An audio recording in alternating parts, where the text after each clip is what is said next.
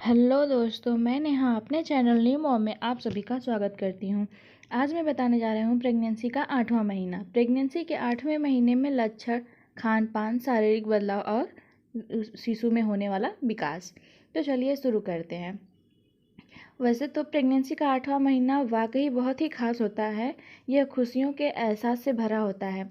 इस समय घर वाले काफ़ी नन्हे मुन्ने आने वाले मेहमान का काफ़ी बेसब्री से इंतज़ार कर रहे होते हैं और उसके लिए तरह तरीके की चीज़ों को ऑनलाइन शॉपिंग करते हैं और ये सब आप अपने 8वें महीने में ख़रीदारी कर सकते हैं क्योंकि सिर्फ थोड़ा सा ही समय आपको अपने नन्हे मेहमान को आने में बाकी है। तो चलिए शुरू करते हैं प्रेगनेंसी के सभी लक्षणों के बारे में।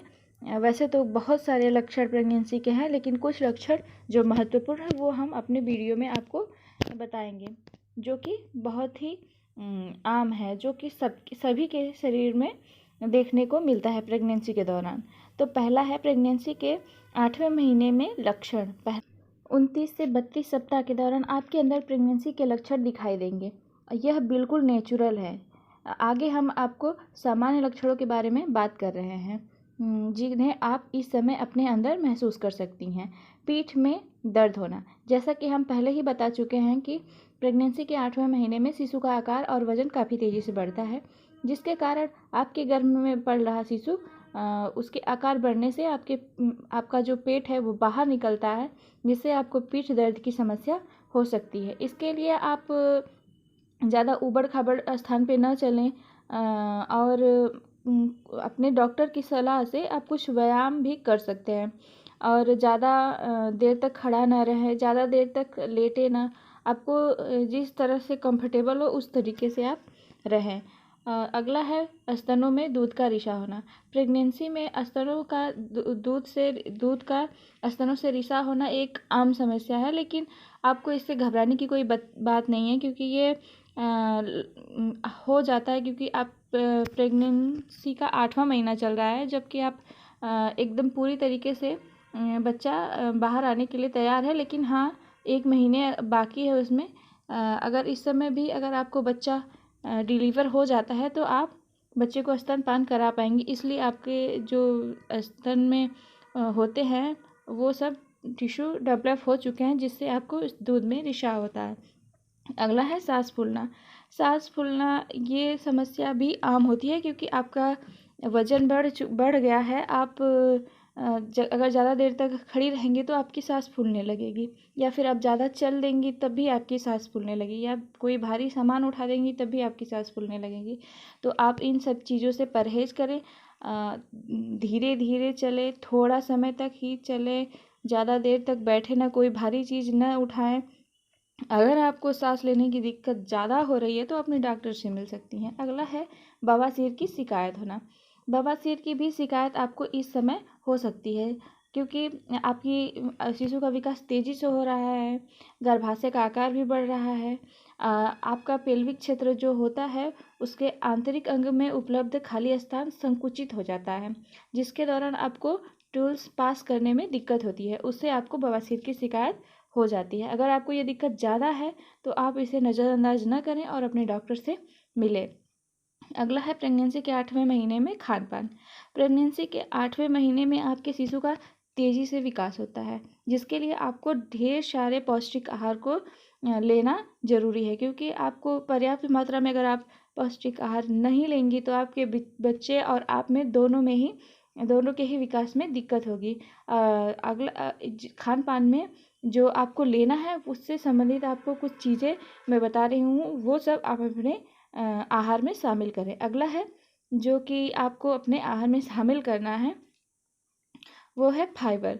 जैसा कि हम आपको पहले ही बता चुके हैं कि आपको प्रेगनेंसी के दौरान कब्ज की समस्या आम बात होती है, इसलिए आपको फाइबर युक्त भोजन करना बेहद ही ज़रूरी होता है।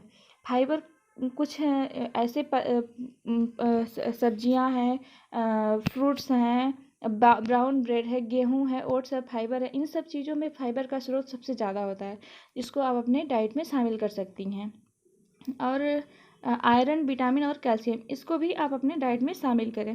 प्रेगनेंसी के 8वें महीने में आप माँ बनने और अपने गर्भ में पल रहे शिशु को जन्म के लिए लगभग पूरी तरीके से तैयार हो चुकी हैं। तो इस दौरान आपको आयरन, विटामिन, कैल्शियम की भी आवश्यकता अधिक मात्रा में पड़ती है। आयरन और कैल्शियम को भरपूर पदार्थों का ज़्यादा से ज़्यादा मात्रा में सेवन करने की सलाह आपको डॉक्टर देते हैं, जो कि आपको हम बता दे रहे हैं कि आपको यह किन किन चीज़ों में किन किन भोजन में पाया जाता है, जैसे कि हरी पत्तेदार सब्जियां हैं, डेयरी प्रोडक्ट्स है, नट्स है। दूसरी ऐसी चीज़ों को अपने डाइट में शामिल करें जिसमें आयरन, विटामिन और कैल्शियम पाए जाते हैं। ये तो कुछ हैं जो मैंने आपको बता दी हैं, लेकिन और सारी चीज़ें भी आपको अपने डाइट में शामिल करनी चाहिए, जैसे कि प्रोटीन, कार्बोहाइड्रेट और वसा। ये भी आपको अपने खान पान में शामिल करना चाहिए, क्योंकि आपके शिशु की पौष्टिकता को पूर्ति करते हैं ये सब। प्रेगनेंसी के 8वें महीने में होने वाले लक्षणों को कम तथा आपके शरीर में माँ के शरीर को बनाए रखने में भी ये मदद करते हैं। प्रोटीन, कार्बोहाइड्रेट और वसा के जो स्रोत हैं वो आपको दूध में, मछली में, अंडा में, चिकन में, सूखा मेवा में, शकरकंद, आलू, बीन्स आदि में मिल जाएंगे। और आपको जो आपके डॉक्टर आपको सलाह देते हैं कि आपको जैसे कुछ आपको मेडिसिन भी देते हैं, तो आपको उसका भी सेवन करना चाहिए, जैसे आयरन, फोलिक एसिड और कैल्शियम। इन चीज़ों को तो आपको डॉक्टर मेडिसिन देते हैं, क्योंकि अगर आप अपनी रोज़ के जैसे डाइट में अगर शामिल नहीं कर रही हैं, तो आपको इनकी पूर्ति से आपको मेडिसिन की पूर्ति से आपको इन सब चीज़ की पूर्ति हो जाती है, लेकिन फिर भी आपको अपनी डाइट में शामिल करना चाहिए। अगला है प्रेगनेंसी के 8वें महीने में शरीर में होने वाले बदलाव। अब आपको आपके शरीर में क्या क्या बदलाव होता है 8वें महीने, इसमें हम आपको बताएंगे। प्रेगनेंसी के 8वें महीने में आपके हार्मोन्स के असंतुलन के कारण आप में बहुत सारे बदलाव होते हैं, जैसे आपको गर्मी महसूस हो सकती है, चिड़चिड़ापन हो सकता है, जल्दी जल्दी पेशाब लगती है, कभी कभी पेशाब लीकेज भी हो जाती है, जैसे खांसते छींकते समय। आपकी बेबी बम का आकार भी बढ़ जाता है, शरीर में खासकर हाथ पैर में, चेहरे पर सूजन हो जाती है, सीने में जलन होने के कारण रात में नींद की समस्या हो सकती है, पेट का आकार बढ़ने के कारण आपको सांस लेने में भी दिक्कत होती है। और अब बताएंगे हम लोग कि प्रेगनेंसी के 8वें महीने में शिशु में कितना विकास होता है। प्रेगनेंसी के 8वें महीने में भी शिशु का भी विकास बहुत तेज़ी से होता है, जिसमें आप शिशु के सिर पे बाल आ जाते हैं। शिशु अपनी आंखें खोल और बंद कर सकता है। शिशु के फेफड़े विकसित की आखिरी स्टेज में होता है।